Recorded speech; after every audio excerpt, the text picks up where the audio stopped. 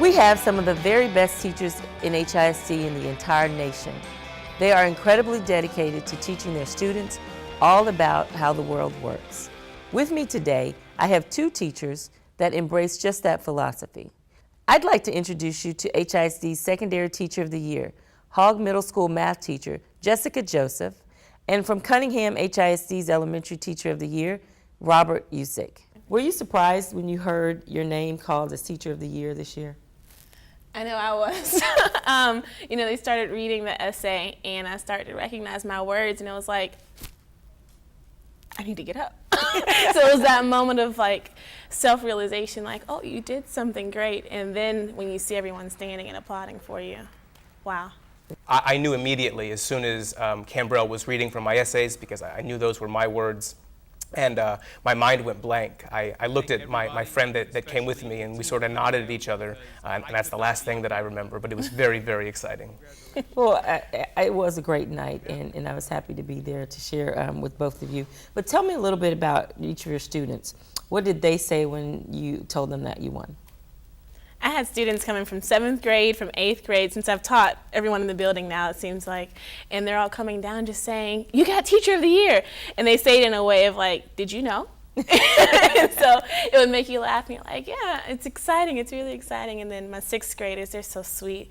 They're just like, thanks for being my teacher. No wonder you got Teacher of the Year. And to see the different perspectives from a 7th and an 8th grader and a 6th grader, it was just warm feelings all around. It was awesome. I'm sure that was satisfying. So I get to school very early, before any of the students get there. So I was already in my room when the students were arriving. So the first time they saw me, there were a couple kids that knew as I was going down to pick up my kids in the morning, but then the announcement was made, and then there was a mad rush. It seems like every 3rd, 4th, and 5th grade student came into my classroom to congratulate me. So it was just a magical experience. I bet. Well, I am certainly happy for the both of you.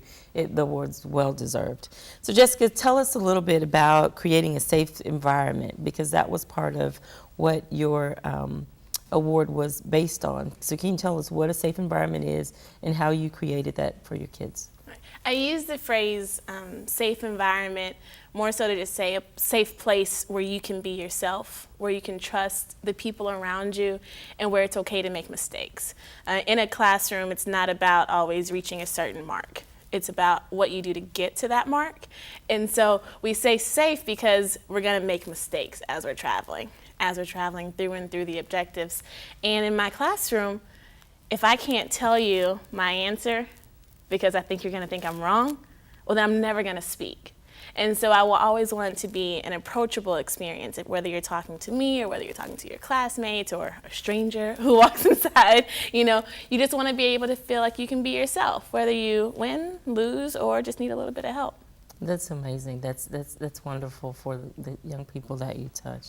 Thank you. Robert, how do you get your students particularly to perform at the highest level? Because I know that was part of why you were nominated, is your children's performance. Right, so one of the biggest things that I do is I keep my classroom light and I keep it informal so that my students are comfortable, like in Jessica's, taking chances and making mistakes. And I also give them choices and I let them work in groups. And so when I give my students buy-in, they fully invest themselves in whatever it is that they're working on, and they perform at the highest level. So by giving them choices and by doing fun things, they perform very well for me.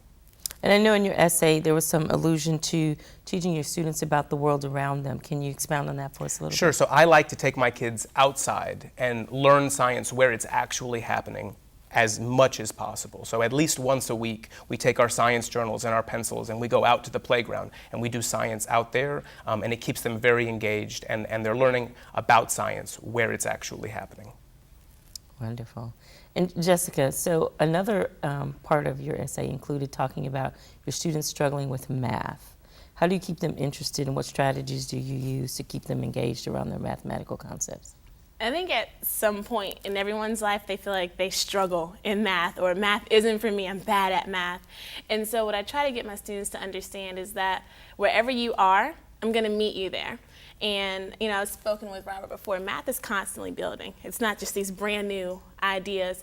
And so if I can get you where you are, I can absolutely bring you up to where you need to be in 6th grade or even a little bit further than that. So whether you feel like you've struggled in math or math isn't your thing, I'm going to come to you and we're going to get to where we need to go. And so that helps to keep them motivated because they're not lost. They're just on their journey. Wonderful expectations. So as we move forward, what type of professional development support would you advise the district to provide to teachers so that they too can follow in some of the avenues that you guys have chosen in trajectories? So the best professional development I ever received was in my first 2 years of teaching as a pre-K teacher. We had weekly meetings, and I also had a mentor that came in and actually helped me weekly prepare things, get things ready, model lessons for me. So I think the most important thing is to have follow-up visits to help ensure the implementation of the professional development that we receive. So I think that best happens at the school level. So it's really incumbent on the principal to hire a good coaching staff to be able to support their team in the professional development they receive. That's awesome. I'm along the same lines. I think that having an in-house professional development specialist is so key because that gives the opportunity to take all of the wonderful opportunities for professional development that we already receive, and it gives us a way to apply it to our students and our teachers. And if we could have someone there to help us specifically, continuously, much like you mentioned, Robert, it makes a world of a difference. Thank you. I'll make sure we take note of that.